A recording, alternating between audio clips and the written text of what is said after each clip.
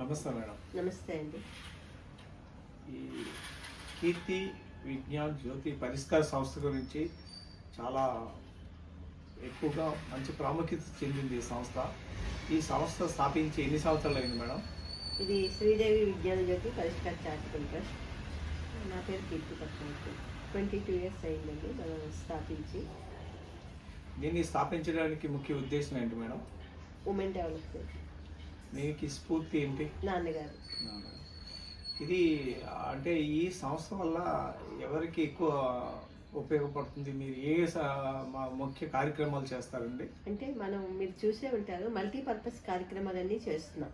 ఒకటంటే శ్రీదేవి విజ్ఞాన జ్యోతి పరిష్కార్ charitable trust అంటే ఏదో ఒక కార్యక్రమానికి మాత్రమే ఫోకస్ పెట్టదు. ఎక్కడ పేదరికం ఉంటే అక్కడ శ్రీదేవి విజ్ఞాన జ్యోతి పరిష్కార్ చారిటబుల్ ట్రస్ట్ ఆవిడ కీర్తి పట్నాయక్ విజన్లోకి ఏదైనా ఒక దారి అంటే పేద బలహీన వర్గాల బడుగు వర్గాలు ఎక్కడ ఉంటారో, దారిద్ర రేఖకు దిగువన ఉన్న పబ్లిక్ ఎక్కడ కనిపిస్తారో అక్కడ కంపల్సరీ శ్రీదేవి విజ్ఞాన జ్యోతి పరిష్కార్ చారిటబుల్ ట్రస్ట్ ఏదో ఒక చిన్న సేవా కార్యక్రమమైనా చేస్తూ ఉంటుంది.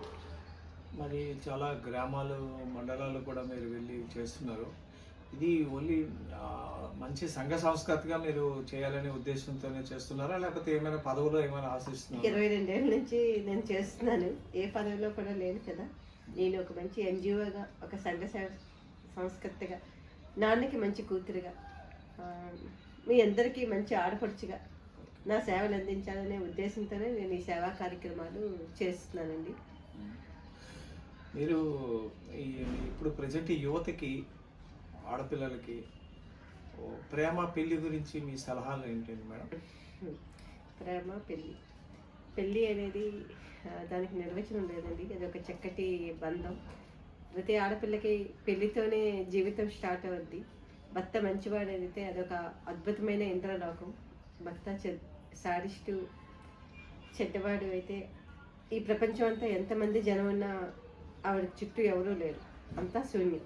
అది ఒక నరకం. ప్రేమ అంటారా? ఈరోజు ప్రేమలో ఎట్లా ఉంది అంటే, ఈవేళ ప్రేమ పుడుతుందండి, రేపు పెళ్లి జరుగుతుందండి, ఎల్లుండ డివోర్స్ అవుతుందండి.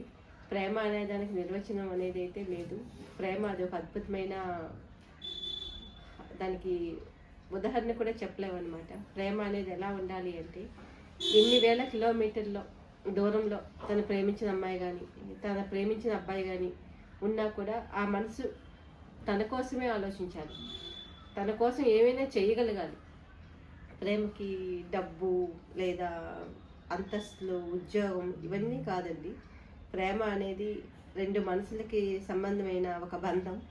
ఈ రోజుల్లో ఆ బంధాన్ని ఎంతమంది స్వీకరిస్తున్నారు అంటే నేను దానికి చెప్పలేను. నిజంగా అది రియల్ లవ్ అయితే మాత్రం మంచి లైఫ్ అండి. అది జస్ట్ అట్రాక్షన్స్తో కూడిన లవ్ అయితే మాత్రం ఆడపిల్లలు కానీ మగపిల్లలు కానీ దాన్ని బలవ్వాల్సిందే. దాంట్లోంచి బయటికి రాలేరు వాళ్ళు. ఒక్కసారి ప్రేమలోకి వెళ్ళిన ఆడపిల్ల కానీ అబ్బాయి కానీ మొదటిసారి ఒక అమ్మాయితో కానీ ఒక అబ్బాయితో కానీ లవ్లో పడితే ఆ ప్రేమ ఫెయిల్యూర్ అయితే అది ఎంతైనా ఫస్టేనండి. తర్వాత ఎంతమంది జీవితంలోకి వచ్చినా కూడా ఆ ఫస్ట్ అనేదాన్ని ఎవ్వరూ కూడా భర్తీ చేయలేరు. అందుకే అంటాను, ఏదైనా పెద్దలు చెప్పిందే మంచిది. పెద్దలు చేసే వివాహాలే కరెక్ట్. ప్రేమ పెళ్లి చేసుకోవద్దు అని కాదు, మనం ఎంచుకునే విధానం చక్కగా ఉండాలి. బాగా డెప్త్గా ఆలోచించాలి. బాగా అతని కోసం కానీ ఆమె కోసం కానీ స్టడీ చేయాలి. ఒకరికొకరు బాగా అండర్స్టాండింగ్ చేసుకోవాలి. ఆ తర్వాతే పెళ్లి వరకు వెళ్తే బాగుంటుంది. విడిపోయి బ్రతకడం చాలా కష్టంగా ఉంటుందండి.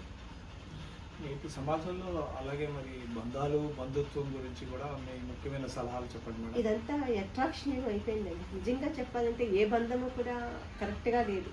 తల్లి, తండ్రి, బిడ్డలు అంతా కూడా కమర్షియల్ అయిపోయింది. ప్రతిదీ వ్యాపారం. నీ వల్ల నాకేంటి, నా వల్లే నీకేంటి అన్నట్టే ఉందే కానీ నిజంగా మన చిన్నతనంలో ఆ ప్రేమలో ఆప్యాయతలు ఎంత ఆనందంగా ఉండేది.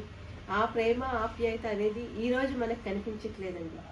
మనకి నిజమైన బంధం, నిజమైన ప్రేమ ఏదైనా భగవంతునితోనే పెట్టుకోవాలి తప్పించి ఇప్పుడు మనుషులతో పెట్టుకుంటే మనం వాటిని వాళ్ళ దూరం అయితే మర్చిపోయి బ్రతకలేకపోతున్నాం అన్నమాట. ప్రేమ అనేది బిడ్డల దగ్గర కూడా మనం కొనుక్కోవాల్సి వస్తుంది. భర్త దగ్గర కొనుక్కోవాల్సి వస్తుంది, బిడ్డల దగ్గర కొనుక్కోవాల్సి వస్తుంది, తల్లిదండ్రుల దగ్గర, అన్నదమ్ముల దగ్గర, అక్క చెల్లెల దగ్గర, అందరి దగ్గర, స్నేహితుల దగ్గర కొనుక్కోవాల్సి వస్తుంది. దౌర్భాగ్యం అన్నమాట. అలాంటి బంధాల కోసం నేనేం చెప్పగలను చెప్పండి? ప్రతిదీ కమర్షియల్. దానికోసం మాట్లాడకుండా ఉంటేనే ఈ టైంలో మంచిది. ఒకటి, ఎప్పుడూ కూడా మన వ్యక్తిత్వాన్ని, మన విలువల్ని దిగజారే బంధాలు అయితే మనకొద్దు. మనం అంటే నా మీద ప్రేమ పెంచుకో, నా మీద విలువ పెంచుకో అంటూ మనం దానికోసం ప్రాకులాడద్దు. అది వెతుక్కుంటూ వస్తే డెఫినెట్లీ తను స్టేటస్ ఏంటి, తన జాబ్ ఏంటి, తను ఎలాంటి వాళ్ళు ఏంటి మనం చూడొద్దు. వాళ్ళు మాసా క్లాసా అని చూడొద్దు. నిజమైన ఎఫెక్షన్ ఉన్న దగ్గర అయితే మాత్రం డెఫినెట్లీ వాళ్ళని మనం స్వీకరిద్దాం.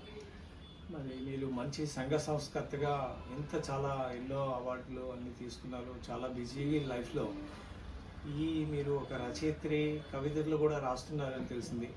ఇంత సమయం ఎలాగ కేటాయిస్తున్నారు మేడం దీనికోసం? ఇదంతా సమాజాన్ని చూసాకే నాకు ఈ కవితలు కానీ, ఈ రచనలు కానీ వచ్చాయి. చిన్నప్పటి నుంచి నాకు కవితలు, రచనలు అంటే చాలా ఇష్టం. సంఘ సేవ అనేది నాన్నగారు కోసం చేశాను. అంటే యాక్చువల్గా నాన్నగారు మా ఊరు వెళ్ళాక నాన్నగారి కోసం ఏదైనా చేయాలనిపించింది. ఆ తర్వాత నాన్నగారి కోసం మొదలు పెట్టాను. ఏదో సంవత్సరానికో 2 ఏళ్ళకో ఒక ప్రోగ్రాం డాడీ పేరు మీద చేద్దాం అనుకునేదాన్ని. కానీ నేను వెళ్ళిన గ్రామాలు, అక్కడ ఉన్న పరిస్థితులు అవన్నీ చూస్తూ ఉంటే నాకు ఆడవాళ్ళ కోసం ఏమైనా చేయాలనిపించింది. చెప్పుకోలేని బాధలు. వాళ్ళు ఎందుకు బ్రతుకుతున్నామో వాళ్ళకే తెలియని స్థితి. చాలామంది అంటారు, అమ్మో ఆడవాళ్ళ చాలా డామినేషను అనేసి. కానీ ఆ డామినేషన్ ఎందుకు వచ్చింది?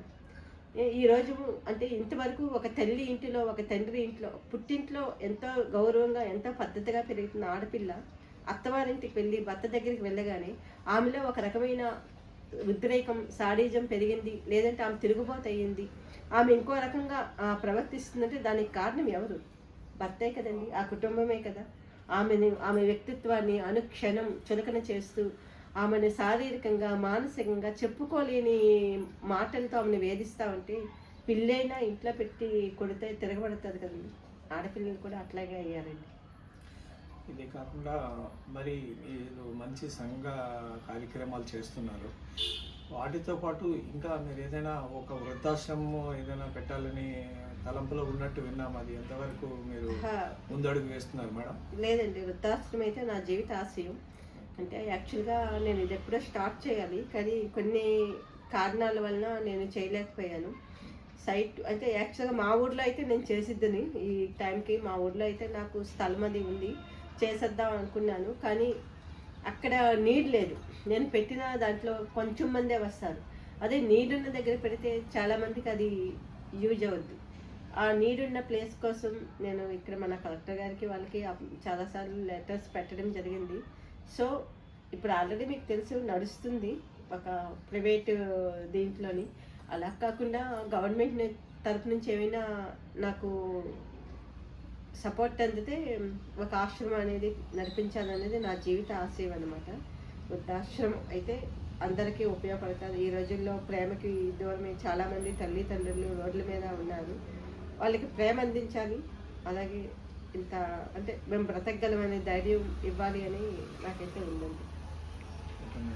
అలాగే మీరు ఇంకా ముందు ఎన్నో సంఘ కార్యక్రమాలు మరిన్ని చేస్తూ మీరు అనుకున్న జీవిత ఆశయంలో సక్సెస్ఫుల్గా అభివృద్ధి చెందాలని కోరుకుంటున్నాను మేడం. నమస్తే.